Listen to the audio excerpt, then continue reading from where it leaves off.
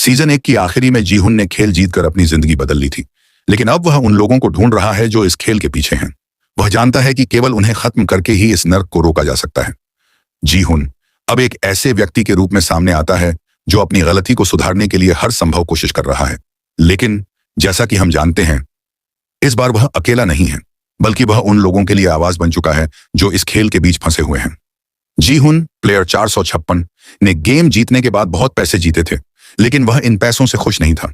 Season 1 में जो खतरनाक खेल हुआ वह उसे कभी भूल नहीं पाता और उसका मन इन खेलों को खत्म करने में लगा रहता है। जीहुन के मन में इस खेल को समाप्त करने का ही विचार है। एक दिन जब वह अपनी जिंदगी को छोड़कर जाने का सोचता है, तभी उसे पता चलता है कि उसके शरीर में एक ट्रैकिंग डिवाइस डाला गया है, जिसके जरिए उसके हर कदम पर नजर रखी जा रही है। जीहुन उस डिवाइस को निकालकर फेंक देता है और अब यह ठान लेता है कि वह खतरनाक खेलों को खत्म करेगा। जीहुन पिछले 2 सालों से द रिक्रूटर की तलाश में है, जो नए प्रतियोगियों को स्क्विड गेम में भर्ती करता है। उसने एक टीम बनाई है, लेकिन 2 साल में उसे द रिक्रूटर का कोई सुराग नहीं मिलता। जूनहो की खोज। सीजन 1 में जूनहो, जो अब ट्रैफिक पुलिस अधिकारी बन चुका है, ने यह पाया था कि उसका भाई द फ्रंटमैन ही इन खेलों का मास्टरमाइंड था।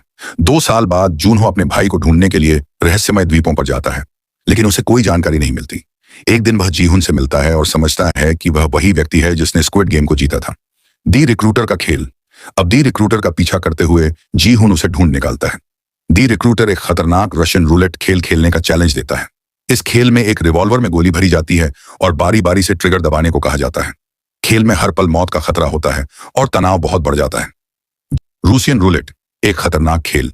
जीहुन को रिक्रूटर के पास एक और खतरनाक खेल में भाग लेने का मौका मिलता है। इस खेल में रूसियन रूलेट होता है, एक रिवॉल्वर में एक गोली और बाकी के 5 खाली राउंड।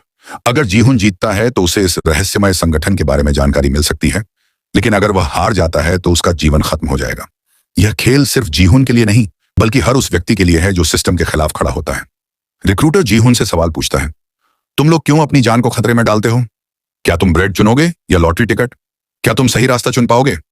अंततः जीहुन इस खेल को जीतता है, लेकिन रिक्रूटर मरते समय उसे यह कड़ी चेतावनी देता है, तुम हमें खत्म कर सकते हो, लेकिन इस सिस्टम को नहीं।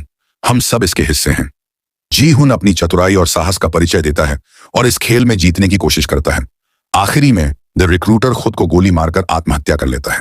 इस तरह जीहुन की जीत होती है, लेकिन उसकी जीत दुख और दर्द में लिपटी हुई होती है। कहानी का संदेश। इस एपिसोड में दिखाया गया है कि जब इंसान बड़ी जीत प्राप्त करता है तो भी उसके अंदर की असल लड़ाई समाप्त नहीं होती। जीहुन की जंग सिर्फ पैसे जीतने की नहीं, बल्कि उस प्रणाली को खत्म करने की भी है जिसने इतने लोगों की जिंदगी को संकट में डाला है।